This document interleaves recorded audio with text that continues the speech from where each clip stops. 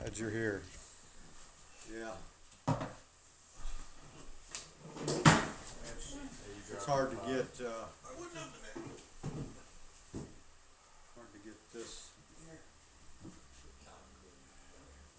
if I can get this taller. Probably not. No. It looked like it was showing up on his computer. Yeah, it looks, All the everything way. looks good. Yeah, it's down to here, not quite to the bottom. On the computer, it was solid. Yeah. Yeah, it's all right. It is what it is. Right. So, yeah, we're going to get into some good stuff tonight. I guess I need to stay in the picture. We'll take a couple minutes and let people join us here. I wonder if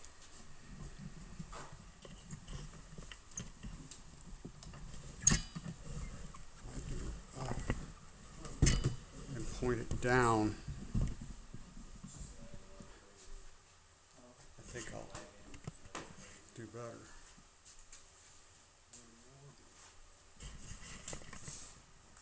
Sorry for you that are viewing live. Just trying to get this set up so that you'll be able to see everything. All right. Seems to be about the best I can do with that. 1, 2, 3, 4, 5, 6, 8. We got 2 more coming. Yeah.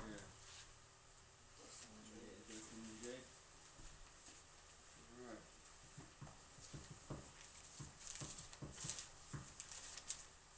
Times everybody got there? 59. What is it? 59. 9. All right.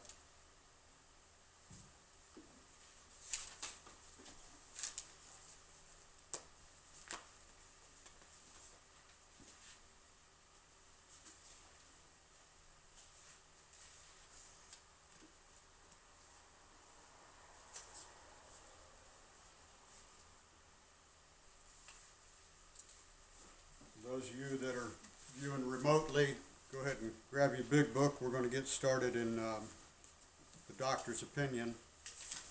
We left off yesterday or last week after reading the first letter from Dr. Silkworth. So I'm going to recap just a little bit. We started out, we talked about that this is the book Alcoholics Anonymous. It's got some different names. It had some different names initially they had thought about. One of them was A Way Out. It's called Our Basic Text, is what it says of itself, that it's our basic text. We've nicknamed it the Big Book because when they did the first printing on this book, they chose the thickest, cheapest paper that they could print on so that the alcoholic could think he was really getting something for his money. So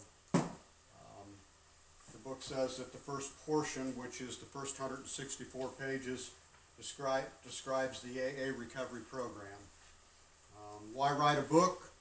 Why write a book? You guys remember? Show alcoholics a new way of life. To what? Show alcoholics a new way of life. Okay, to Way of show living. other alcoholics precisely how we have recovered. The book was written as the 12th step to carry the message to the alcoholic that still suffers. Okay? The foreword to the first edition says that we of Alcoholics Anonymous are more than 100 men and women who have what? Recovered from a seemingly hopeless state of mind and body. And it goes on to say, to show other alcoholics precisely how we have recovered is the main purpose of this book. So that's kind of a recap of what we went over last week. And we read the first letter from Dr. Silkworth, and that was from the doctor's opinion. So we are on Roman numeral. Somebody help me because I got a third edition. XXVII. Okay, in the fourth edition it's XXVII. So what would that be? 27? Yeah. Actually, we're on XXV. We read this preface us to the second letter. We read these first few paragraphs and we stopped right at the actual second letter. XXV, okay, so we're gonna start up where it says the doctor writes, is that correct? Yes. Okay. So, the doctor writes, this is the second letter that Dr. Silkworth wrote for Alcoholics Anonymous. He says, the subject presented in this book seems to be of paramount importance to those afflicted with alcoholic addiction. I say this after many years' experience as medical director of one of the oldest hospitals in the country treating alcoholic and drug addiction. Interesting, huh? He was treating alcoholic and drug. You wouldn't have thought there was a drug addiction in 1939, right? When the book was written? Okay. I just think that's foretelling.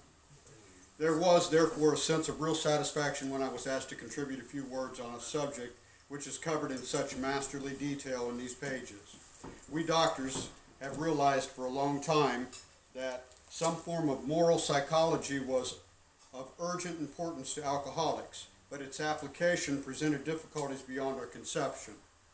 What, with our ultra-modern standards, our scientific approach to everything, we are perhaps not well equipped to apply the powers of good that lie outside of our synthetic knowledge.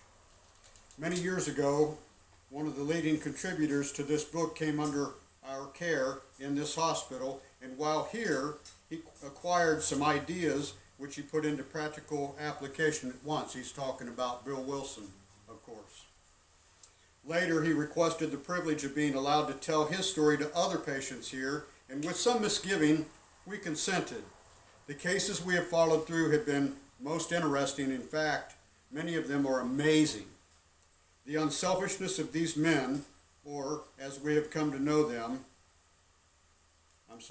the unselfishness of these men as we have come to know them, the entire absence of profit motive, and their community spirit is indeed inspiring to one who has labored long and wearily in the alcoholic field. Remember, again, they're up to this point in time, to this day, there's nothing that had ever had an inkling of success with alcoholism. Okay? So this was miraculous, what was happening. It says, they believe in themselves and still more in a power which pulls chronic alcoholics back from the gates of death. Of course, an alcoholic ought to be freed from his physical craving for liquor, and this often requires a definite hospital procedure before psychological measures can be of maximum benefit. I actually have a question. Go ahead. So Speak up. At this point in time, was alcoholism actually like a disease? Was it declared a thing at this point in time? I don't know when. I know that the AMA declared alcoholism a disease, but I don't think it was at this point. Now, maybe that's an answer we'll come back with next week. Okay, somebody will find that out. Go ahead. Did you have a question? No. Okay. All right. So the question was alcoholism considered a disease at this writing? I don't know. I don't believe that it was.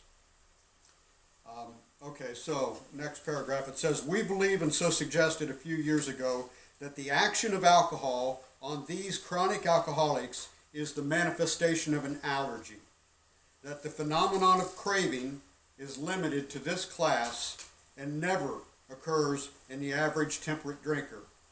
These allergic types can never safely use alcohol in any form at all. And I think it's interesting, the words that he chose there. Why do you think that was? Safely use alcohol in any form at all. Do you think he was talking about what do they call that? Shaving lotion, aftershave lotion. Do you think he was talking about that, or rubbing alcohol, or in any form at all? Do you think that could it have been that there were a connection to, when he says any form at all, maybe, you know how we refer to pills as the dry form of alcohol, right? I don't know. Interesting thought. So it says these allergic types can never safely, it doesn't say we can't use it, it says safely use alcohol in any form at all. And once having formed the habit and found they cannot break it, once having lost their self-confidence, their reliance upon things human, their problems pile up on them and become astonishingly difficult to solve. Anybody identify with that? Yeah. Okay. So So he said, we'll go back a little bit. Dr. Silkworth, he was the doctor specializing in alcoholic and drug addiction at New York Charles B. Towns Hospital. Okay, and he stated that Bill was an alcoholic of the type I had come to regard as what? Hopeless. What I want you to start seeing is how many times the book states hopelessness. Okay? Just start keeping track of that idea, because we've already come across it 2, maybe 3 times, if you recall.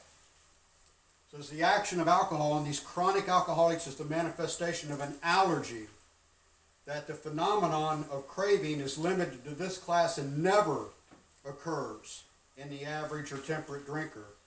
These allergic types can never safely use alcohol in any form at all. Go over a couple of pages and get the definition for phenomenon. A phenomenon is a fact or a situation that is observed to exist. So we know it exists, we can see it, we can observe it, we can record it, we can measure it even, okay? Or happen, especially one where the cause or explanation is in question. That's a phenomenon. So it's like the aurora borealis. Okay, do you know what that is? Everybody know what the northern lights are? Okay, so there are theories about how it happens and why it happens, and perhaps there's even some scientific evidence behind some of that. But it's a phenomenon. We can visually see it. We know that it happens, but there are questions about exactly how it happens. So the same thing with this reaction that the alcoholic has to the action of alcohol on our person, right? Is that once I take the drug alcohol into my system, something happens in the bodily sense, right? Where I crave more, I want more, I have an insatiable desire for more. I can't get enough, okay? It's like somebody says, let's go to the bar and have a couple of beers. There's no such thing. Guy says, hey, come on in here, I'll buy you a drink. I say, you don't have enough money, okay?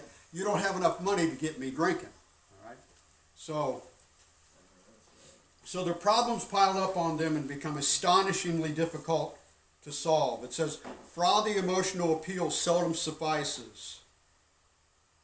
The message which can interest and hold these alcoholics must have depth and weight. Go ahead. Frothy, what's that?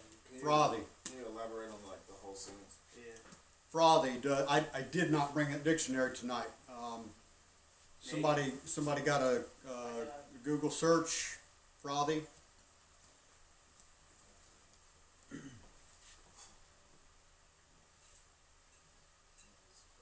Full of or covered with a mass of small bubbles, light and entertaining, but of little substance. Light and entertaining, but of little substance. Surface level. So frothy, it's like light and entertaining.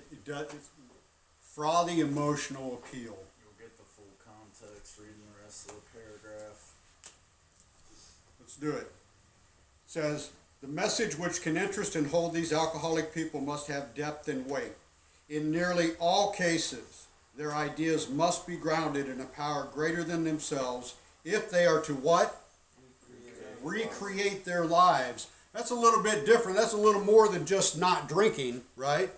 The doctor was convinced that there was more to this than just not drinking, right? Recreate their lives. What an interesting idea and concept that he was that connected with what the alcoholic needed most. Says that must be grounded. He didn't say could be grounded, just say might be grounded in a power greater than ourselves, right? He said must be grounded in a power greater than themselves. He didn't say what that power needed to be. He didn't make that distinction, but he said if they are to recreate their lives. Did you have another question? You good? No.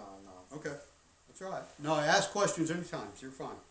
So, if any feel that as psychiatrists directing a hospital for alcoholics we appear somewhat sentimental, let them stand with us while on the firing line to see the tragedies, the despairing wives, the little children, Let the solving of these problems become a part of their daily work and even of their sleeping moments. And though the most cynical will not wonder that we have accepted and encouraged this movement.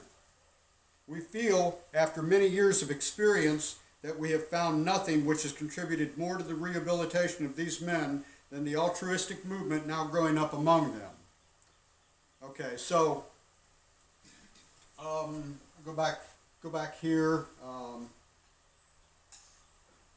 Any form at all? Okay.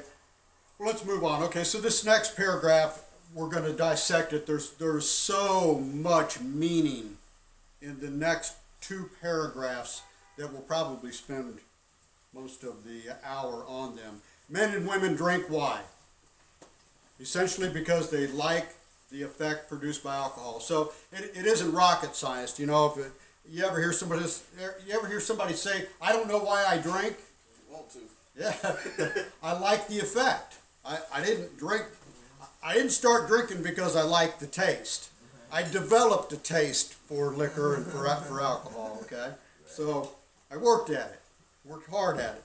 So it says the sensation is so elusive that while they admit it is injurious, can injure you, right?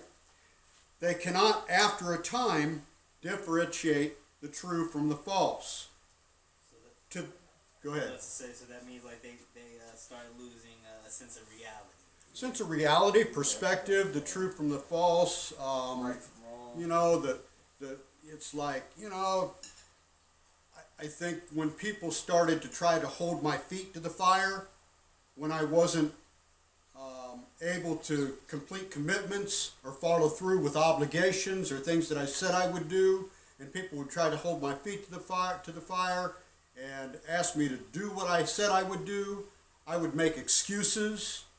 I would turn it around. It's your fault, not my fault. If they weren't so unreasonable and asking so much of me, now never mind that I volunteered for the position, right? But see, these are the things. So yeah, differentiate the true from the false. So in time, in order to protect my ability to continue to drink, I had to lie. I had to turn things around. I had to depart from the truth, right? Huh? Manipulate, con. Yeah, sure. All right.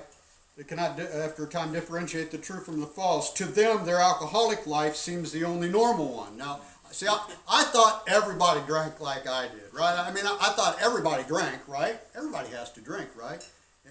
And getting sober, I come to understand that, only 10% of the population has a problem or a potential problem with alcohol, right? Okay? And of that, I don't even know what the percentage of that is that are truly alcoholic. I would suggest maybe 3%, okay? So, very small snapshot of the population, right? Most people go to work, take care of their business, take care of their family, right? Pay their bills, are responsible, they tell the truth, they go to church, they love humanity, they give to life, you know. I was a taker of life, I sucked everything I could get out of life. If you were in my way, I went around you, over you, through you, whatever I had to do to get to what I wanted, because that's what my alcoholism dictated. To them, their alcoholic life seems the only normal one. Here it is. This is important.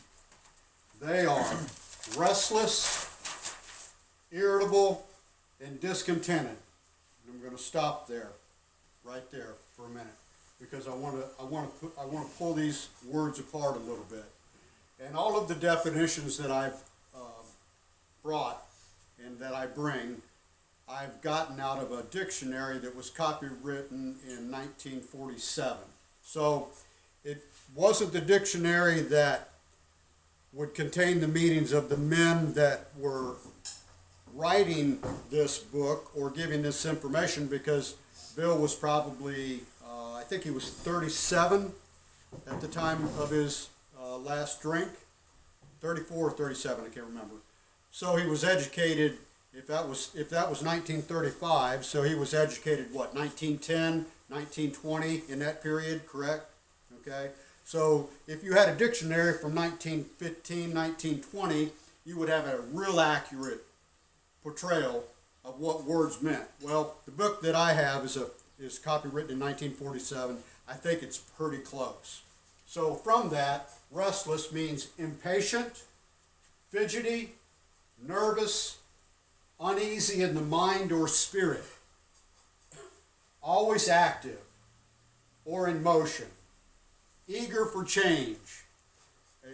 Does anybody relate to those feelings? See, Clarence Snyder, his story was the home brewmeister in the book. I think the story's gone in the fourth edition, but at any rate, Clarence Snyder was responsible for bringing Alcoholics Anonymous back to Cleveland and starting AA in Cleveland, Ohio. And Clarence said this, he said, the difference between the alcoholic and the problem drinker is this. He says is that when the problem drinker stops drinking, the problem goes away. So when the alcoholic stops drinking, that's when the problem begins, okay? And that's when all that restless, irritable, and discontented stuff comes rising to the surface. I got no defense against it. I have no way to combat any of that stuff. I have no way to feel comfortable in my own skin to get that uneasy feeling taken care of. Okay, so irritable, easily annoyed. Anybody relate to that? I mean, these are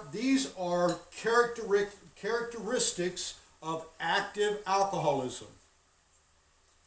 Irritable, easily annoyed, readily provoked to ill temper, excessively sensitive. Anybody in here excessively sensitive?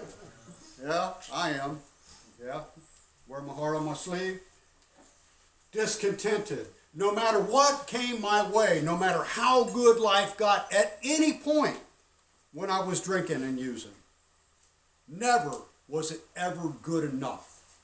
Never was there ever a feeling of satisfaction that stayed.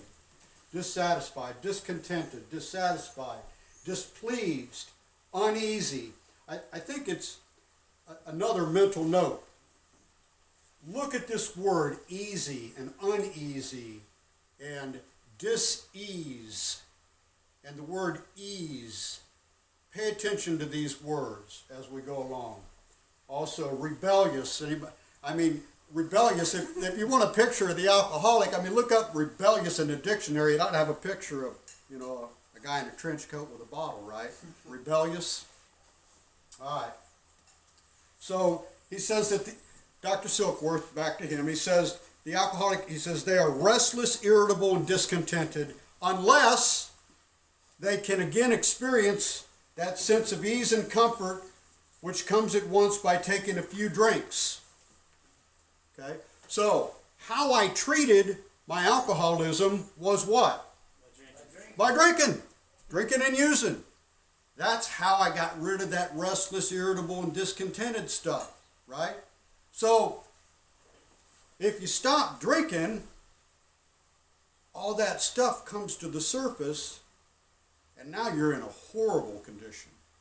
You're in between two paradises, right? One over here is oblivion and drinking, and the other one is someplace I've never been and don't know how to get to, right? So getting sober is tough stuff, right? Staying sober is tough stuff. You think staying sober is tough stuff? Yeah. That's all right. No, I agree. Unless they can again experience that sense of, there it is, ease and comfort, right? Which comes at once by taking a few drinks which they see others taking with impunity. And impunity means freedom from punishment, injury, or loss. Okay, so here's my story. I used to go over here to Sharky's back when Andy Crawford owned it, and I'd go in the bar after work, see old John and I'd sit down and we'd have a couple drinks together, then we might step out back and smoke a left-handed cigarette, right? And we'd step back inside and we'd have another drink, and John would get up and go home, right? Son of a bitch. How do you do that? I'm just getting started, right?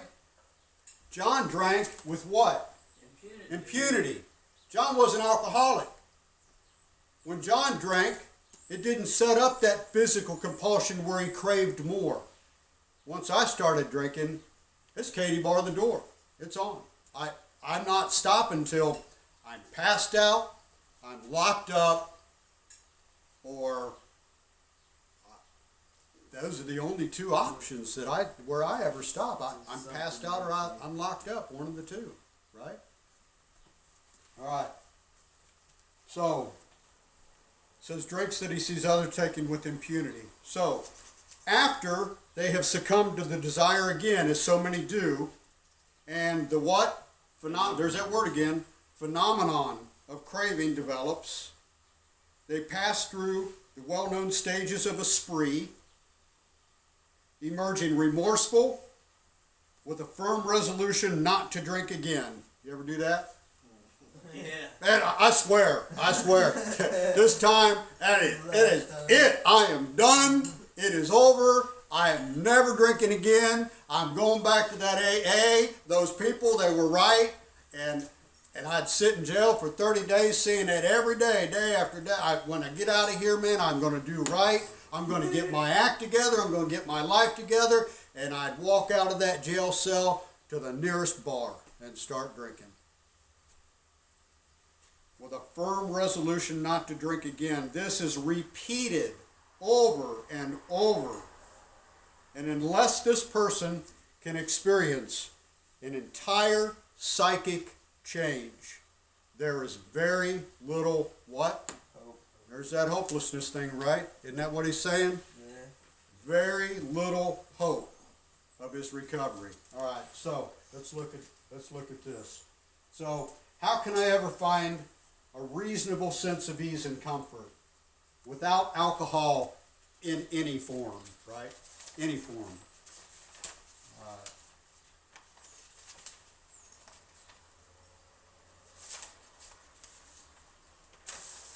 So, psychic change. The word psychic, now this isn't like Dionne Warwick's, psychic hotline, right? It's not that kind of psychic, right? So this is the psychic change that Dr. Silkworth has talked about. The definition is of or related to the mind and the soul. So the change that has to occur in order for you to overcome alcoholism has to occur at the level of your mind and of your soul, right? So let's pull that apart a little bit. So the mind, the effects or the manifestation of alcoholism or the signs of alcoholism from the standpoint of your mind is number one, the obsession of the mind. When I wasn't drinking, I was thinking about drinking. When I was at work, I was saying, it's 2 o'clock, I got 2 hours and 20 minutes and I'm out of here, man. And then I can drink, right? Or, let's see, Friday night, the wife's going to play bridge with the other ladies. Man, I could sneak off. I can go drink like I want to drink. Because right now, I'm really having to temper things around her. I got to tiptoe and I can't get too drunk. But if she goes away, the obsession of the mind, right? Or if I'm not drinking, I'm thinking about drinking. Preoccupation with drink. Planning, protecting, scheming. So what you have to understand is that when he made this simple statement, right, an entire psychic change, the psychic change has a lot of components to it that affects a lot of things. Do you understand? So that planning, protecting, and scheming, remember we talked about this a few minutes ago, leads to that dishonesty, right? Where I don't tell the truth about where I've been, what I've done, how much I've drank, what I really did with the money, right? Number two, the other effect of the mind is that the insanity, or I'm insane towards drink.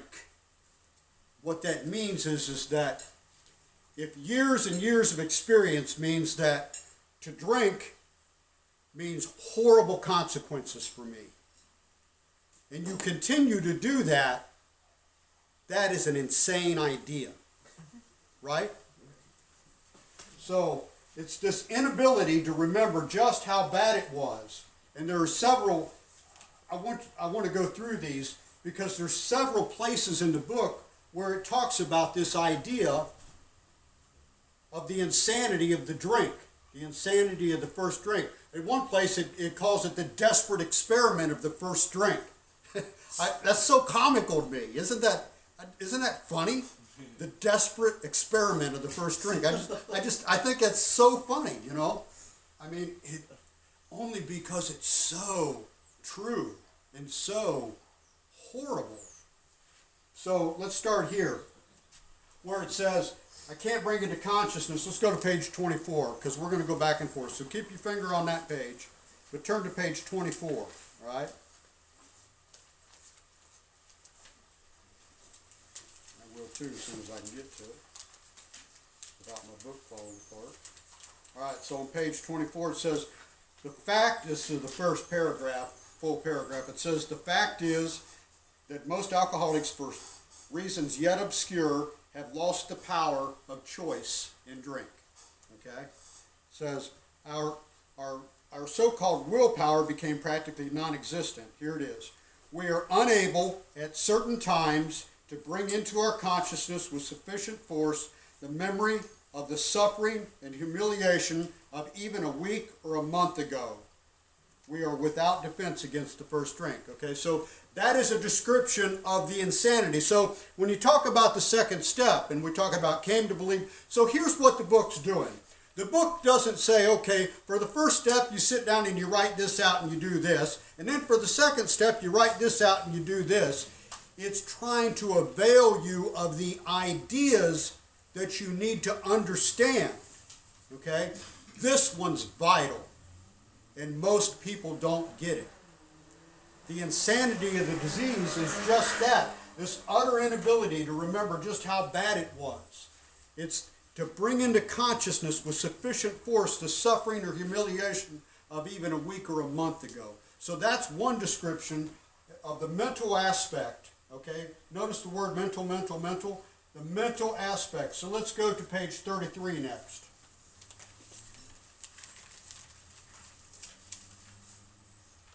And 33 is going to be paragraph 2. So it says, young people may be encouraged by this man's experience to think that they can stop as he did on their own willpower. We doubt if many of them can do it because none of them will want to stop, and hardly one of them because of the peculiar mental twist already acquired. So there it is. There's the second definition of insanity, the insane thought. You understand? So now he calls it the peculiar mental twist. So let's move on to page 37.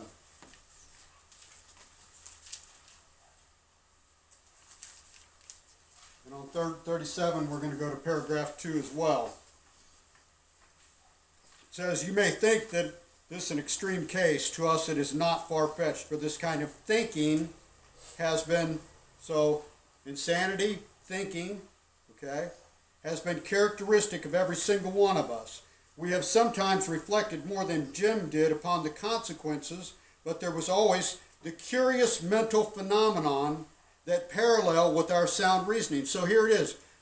Curious mental, there's that word again, right? Phenomenon. We can describe it, we can characterize it, we can show you a picture of what it looks like. I remember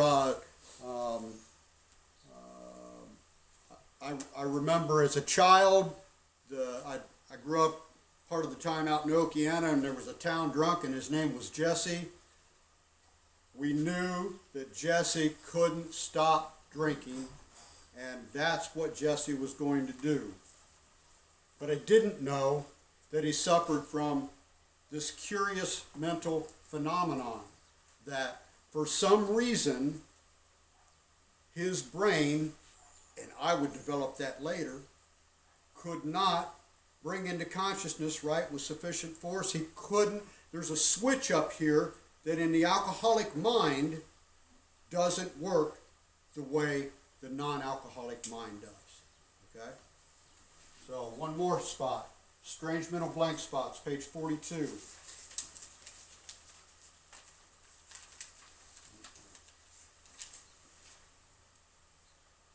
So it's at the top of the page. We'll start. They had said that though I did raise a defense, it would one day give way before some trivial response for having for having a drink. Well, just that did happen and more. For what I had learned of alcoholism did not occur to me at all. Strange mental blank spot, right?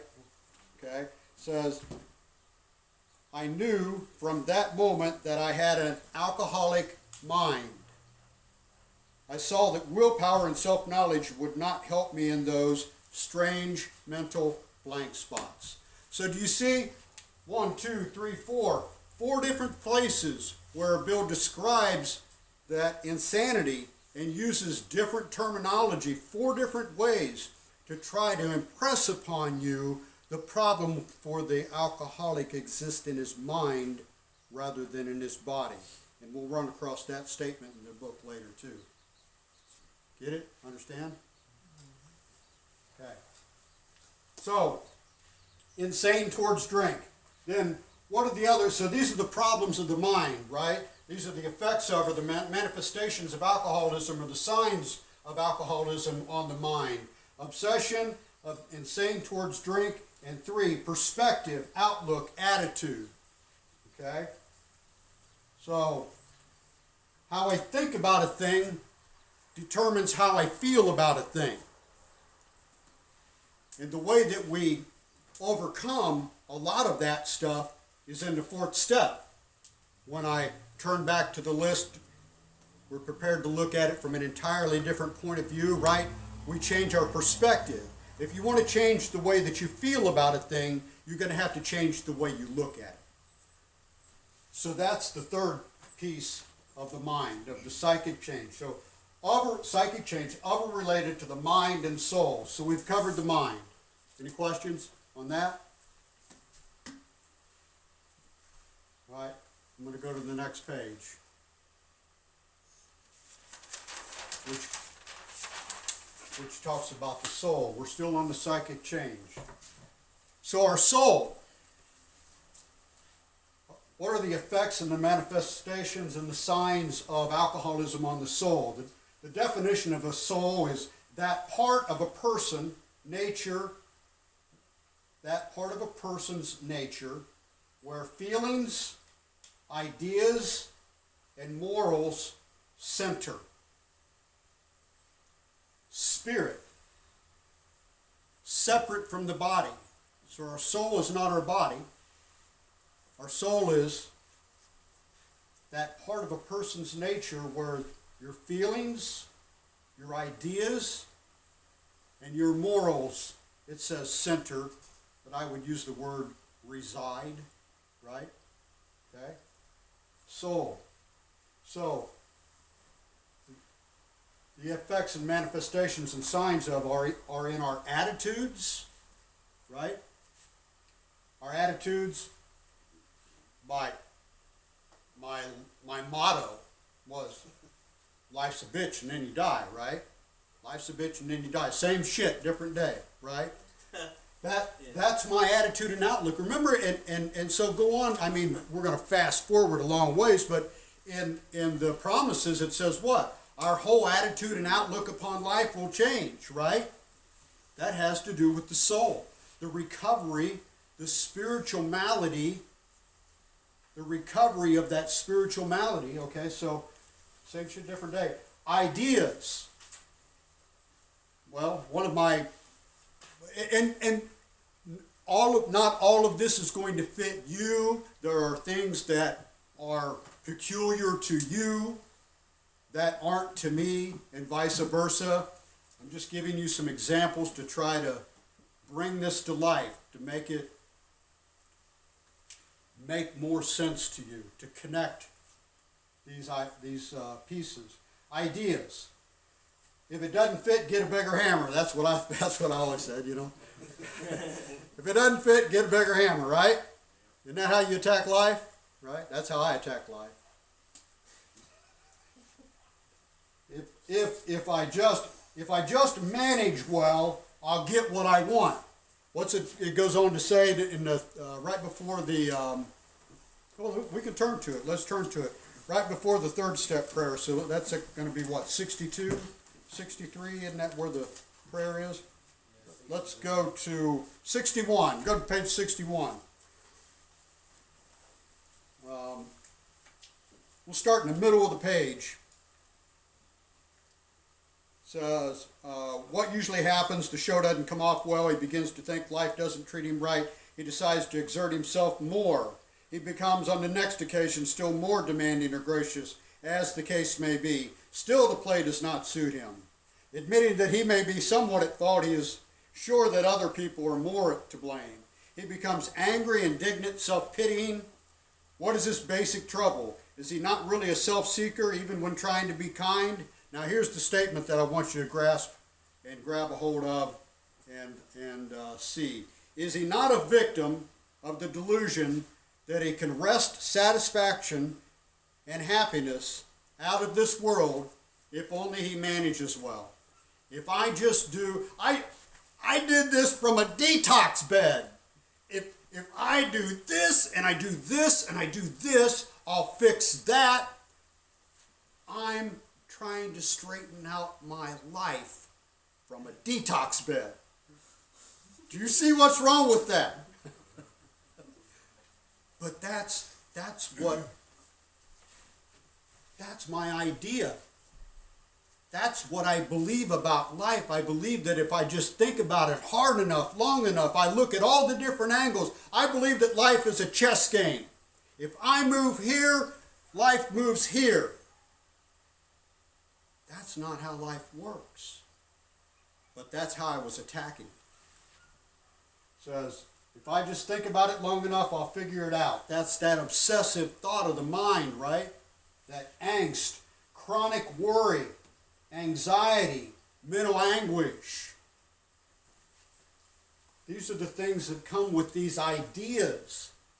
These are the thoughts that are producing that stuff. And it's producing more than anything else what's down here, which is fear. But the next part of the soul is the emotions and our outlook.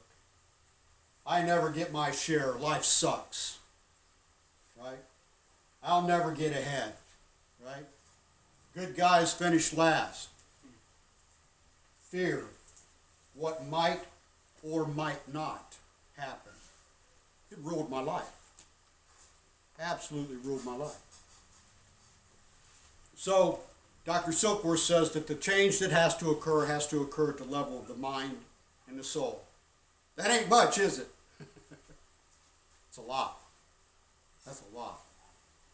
All of that thinking, all of those thoughts, all of the ideas, the morals, the values, the emotions, right? That's a lot. Let's go back to the doctor's opinion. We're on the first full paragraph after he talks about the psychic change. So he says, on the other hand, and strange as this may seem to those who do not understand, once a psychic change has occurred, the very same person who seemed doomed. Anybody ever feel doomed? Yeah, everybody's hand goes up. Who had so many problems he despaired of ever solving them. You know, when I came back to recovery this time, I had warrants in 5 states. I'd written $5,000 in bad checks. I was unemployable. I had been evicted. I had to climb a ladder to find the bottom. Okay? I had to climb a ladder up to find the bottom. That's how far down my life was. Who had so many problems he despaired of ever solving them. Suddenly, now I don't know about suddenly. I would take exception with that to the good doctor, to be honest with you, but suddenly finds himself easily able to control his desire for alcohol, the only effort necessary being that required to follow a few simple what? Rules. I got some rules for my life.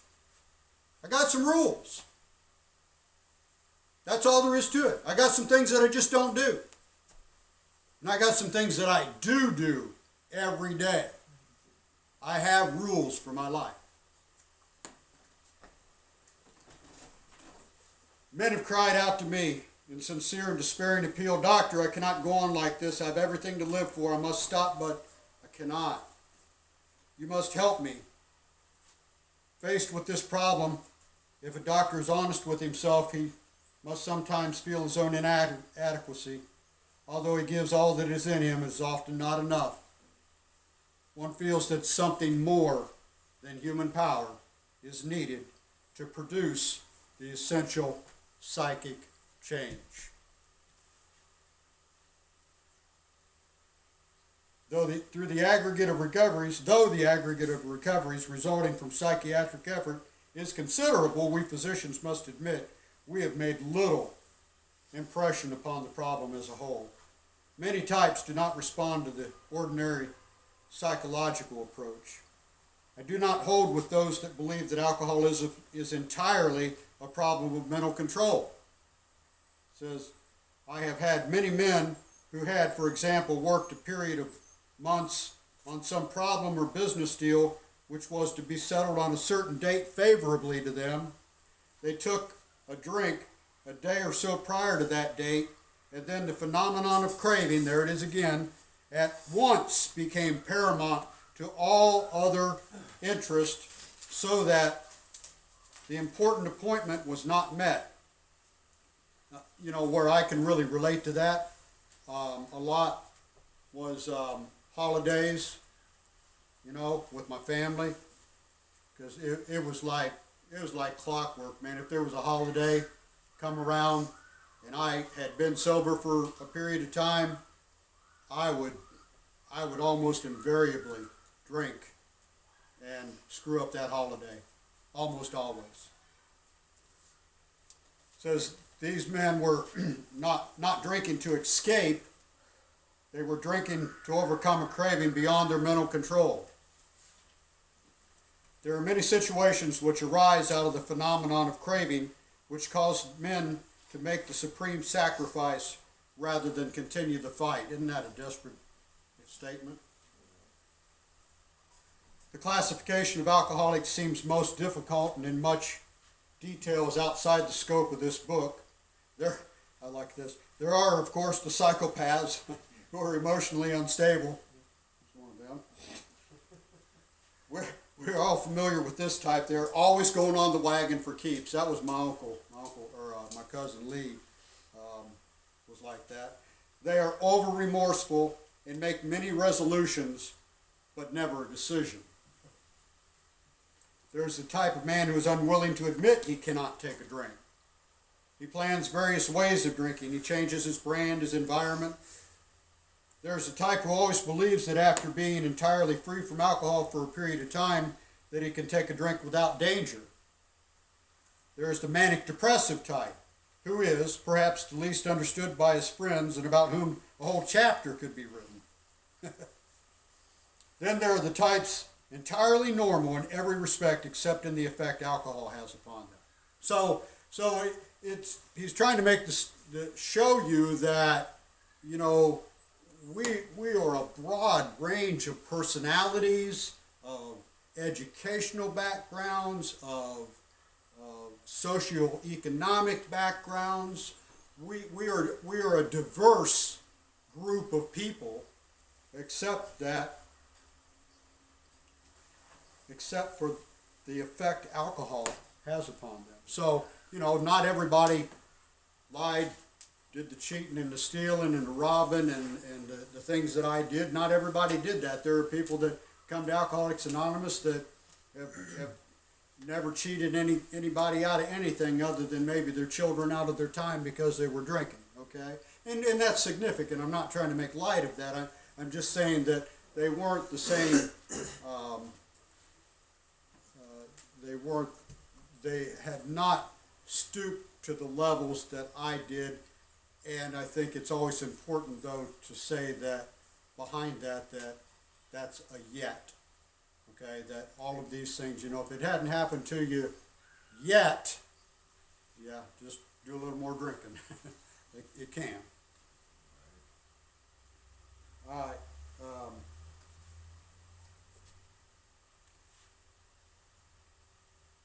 So they're the types entirely normal. Okay. They're often able, intelligent, friendly people. All of these and many others have one symptom in common. They cannot start drinking without developing the phenomenon of craving. That's the one thing that we've all got in common. Our stories differ in a lot of different ways, but the one thing that is, if you are alcoholic, you cannot start drinking without developing the phenomenon of craving. This phenomenon, as we have suggested, may be the manifestation of an allergy, which differentiates these people and sets them apart as a distinct entity. It has never been, by any treatment with which we are familiar, permanently eradicated. The only relief we have to suggest is entire abstinence. And that's why Alcoholics Anonymous is an abstinence-based program. If you want to deal with the physical malady, the only physical malady that occurs is that when I take the drug alcohol into my system, it sets up this physical compulsion. If you never take that drug into your system again, you will never set up that physical compulsion. You may have the mental obsession, you may have the desire, but you will never, ever set up that physical compulsion. Understand?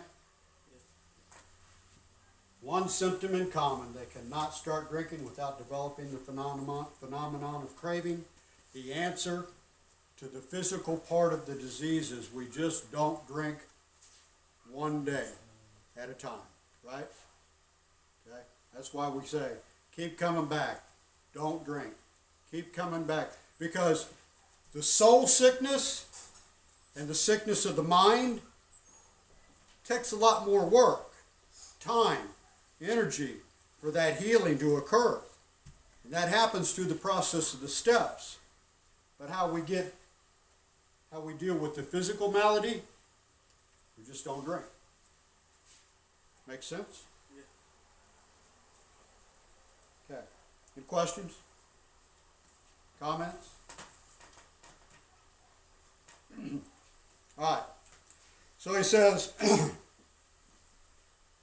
this immediately precipitates us into a seething cauldron of debate. Much has been written pro and con, but amongst physicians, the general opinion seems to be that most chronic alcoholics are doomed. There's that hope. There's that hopelessness again, right? I thought when I got to treatment, they talked about, oh, there's hope, and oh, you can do this, and oh, it's going to be okay, and you're going to be fine. That's not what this book says. I mean, what I'm gathering from it, in all of the different statements about hopelessness and that the chronic alcoholic is doomed, Snowball's got a better chance in hell than I got of dying sober. And I believe that. I do. I still believe that to this day. I still believe that the chances are I'll die a tragic, violent, alcohol and drug-related death. That's how guys like me finish. I'm convinced of that. The fact that I'm sober and have been sober is not the way it's supposed to be for a guy like me. It's a miracle. It's an absolute miracle. And I treat it that way every day. You never take this for granted. Eternal vigilance is a price that you pay for continued sobriety. Eternal vigilance. Doesn't mean that I can't die sober. Just means that I'm a chronic late-stage alcoholic and dope fiend, okay? Guys like me don't finish. I can. It's possible. Odds aren't in my favor. I know that. So what does that do? What do you think that does for me? Anybody? Lights a fire under your ass. Lights a fire under my ass. It makes me put every ounce of energy that I can into my recovery, bar none. It makes me cognizant of the fact that I have to be vigilant about this every single day. My alcoholism and my addictions do not take days off.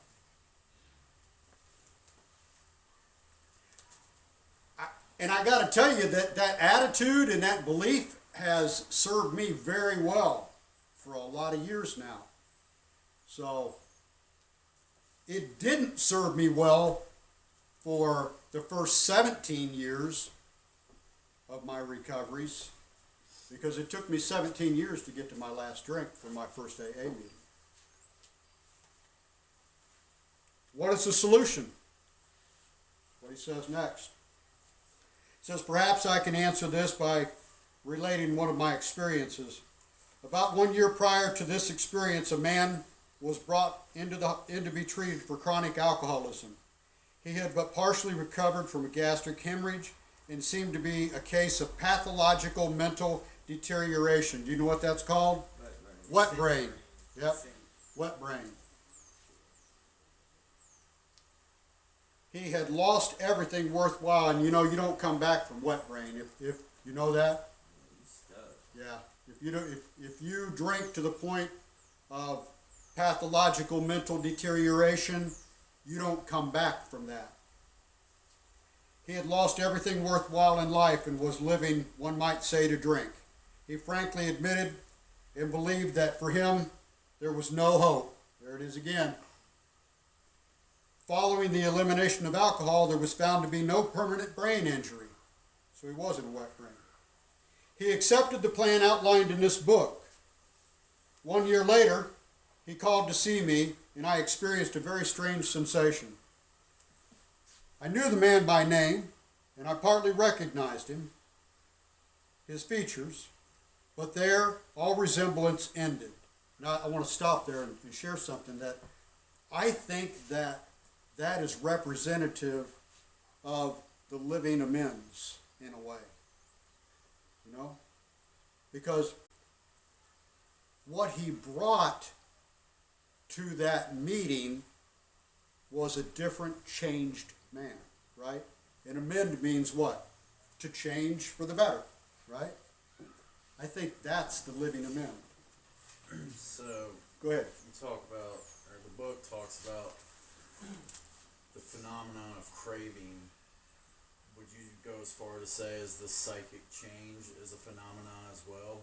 Something that we can observe and characterize and... Absolutely.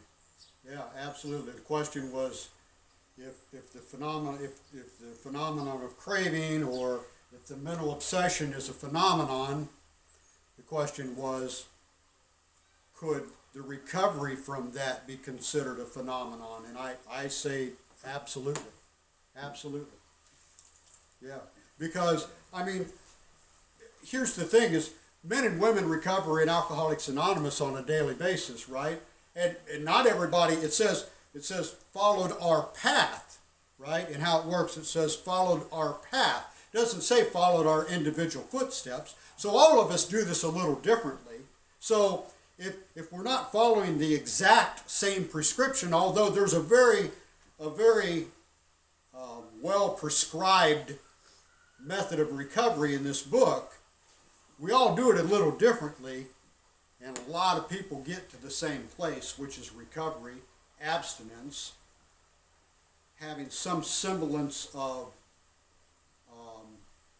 peace and serenity in our life, right? I think you could call that recovery, right? Okay. I asked just because right here he's talking about, like, I knew this guy, but he looked entirely different to me. Yeah. And granted, there was some time apart, so the change was more drastic to him, but, you know, we see people every day, but it's more subtle, but he's literally seen something different in this man, so that's what made me think of the question. And I have this very experience often, where a guy will come to me and say, hey, do you remember me? I was in your big book thing up there on the hill 15 years ago or whatever. It's like, no, I don't. And then maybe I leave that meeting and I think, wow, yeah, I do remember him. Wow, what a change. So, all right, from a trembling, despairing, nervous wreck had emerged a man brimming over with self-reliance and contentment.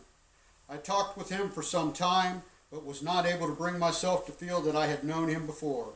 To me, he was a stranger, and so he left me. A long time has passed with no return to drink. When I need a mental uplift, I often think of another case brought in by a physician prominent in New York. The patient had made his own diagnosis and deciding the situation hopeless, had hidden in a deserted barn, determined to die. He was rescued by a searching party and in desperate condition brought to me. Following his physical rehabilitation, he had a talk with me in which he frankly stated that he thought the treatment a waste of effort unless I could ensure him, which no one ever had, that in the future he would have the, quote, willpower, unquote, to resist the impulse to drink. His alcoholic problem was so complex and his depression so great that we felt his only hope would be through what we then called moral psychology, and we doubted if even that would have any effect. However, he did become sold on the ideas contained in this book. He has not had a drink for a great many years. I see him now and then, and he is as fine a specimen of manhood as one could wish to meet. I earnestly advise every alcoholic to read this book through, and though perhaps he came to scoff, he may remain to pray. William D. Silkworth, medical doctor. Questions? Wow, what a chapter, huh? Did you ever look at it that way? Yeah? I mean, it's been one of my favorite chapters. I love this chapter. Always has. I love Dr. Silkworth's letter. It's so important to understand that piece about the psychic change, about the restless, irritable, and discontented, and how the effects of alcoholism are on the mind and the soul. Not on the effects of alcoholism on the physical part of my body is only that when I drink, it sets up that physical compulsion. That's the only piece of the physical part. That's an easy fix. Don't drink, stupid. Right? So the rest of it, that's where the difficulty comes. Go. I tell you, by you going over this and everything like that, I got a whole different aspect on like the second step now. You know, with the whole insanity part when you broke down like the 4 pages where he actually talked about that insane, distorted thinking that alcoholism, you get, and I just have a more broad, look at it now. And I think No human power could have relieved our alcoholism. Came to believe that a power greater than ourselves could. So it's not about, a lot of people put the emphasis on the second step, that's somehow about developing a relationship with a higher power. I don't believe that that's the emphasis on the second step. I think the emphasis is understanding what that insane thing is, what that mental deficiency is, and understanding that, no human power. My mom couldn't do it, my daughter, my exes, 23 judges. Probate, yeah, nobody, no human power could have relieved my alcoholism, So it came to believe that a power greater than myself could, because nothing else has ever been able to do it. So, time we got? 7:01? Sounds like it's time to wrap up, huh? So next week we'll start into Bill's story. We're going to do probably a pretty good piece of Bill's story. We're going to go with a little bit of history about Bill and Ebby's meeting and how that all kind of happened, and some good stuff again next week. So Bill's story is the next story. They put Bill's story as the first story in the book because if you want to identify with an alcoholic to discover whether or not you got this thing, you need to identify with a real alcoholic. And Bill was a real alcoholic. So I thank you all. Thank you at home. And enjoy your week. I'll see you next week. Yeah.